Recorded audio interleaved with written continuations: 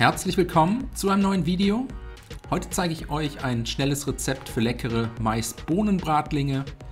Dazu machen wir eine Tomatensalsa, dafür als erstes 3 bis 4 Tomaten in feine Würfel schneiden, außerdem 3 bis 4 Frühlingszwiebeln in feine Röllchen. Danach habe ich hier noch eine Handvoll Koriander, alternativ könnt ihr auch Petersilie verwenden. Den Koriander jetzt fein hacken, zusammen mit den Tomatenwürfeln und Frühlingszwiebeln in eine Schüssel geben. Und jetzt kommen noch die restlichen Zutaten dazu. 1 bis 2 gepresste Knoblauchzehen, den Saft einer kleinen Limette, eine gute Prise Salz, Zucker sowie frisch gemahlenen Pfeffer und einen guten Schuss Olivenöl. Anschließend alles gut miteinander verrühren und die Tomatensalsa bis zum Anrichten zur Seite stellen. Wenn das erledigt ist, kümmern wir uns um die Maisbratlinge.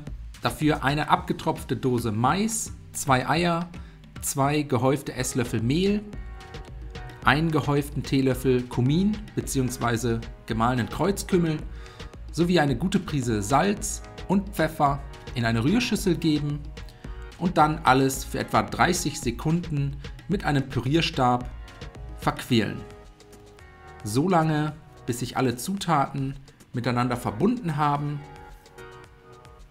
Zum Schluss kommt noch eine abgetropfte Dose schwarze Bohnen dazu. Die Bohnen einmal kurz unterheben und danach können wir die Maispuffer anbraten. Dafür eine große Pfanne mit einem guten Schuss Öl erhitzen.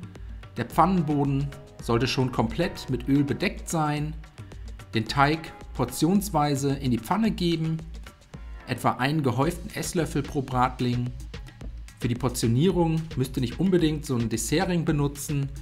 Das funktioniert auch ohne.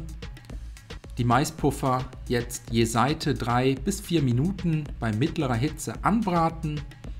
Sobald die Unterseite eine schöne goldbraune Farbe angenommen hat, einmal vorsichtig wenden und von der anderen Seite zu Ende braten.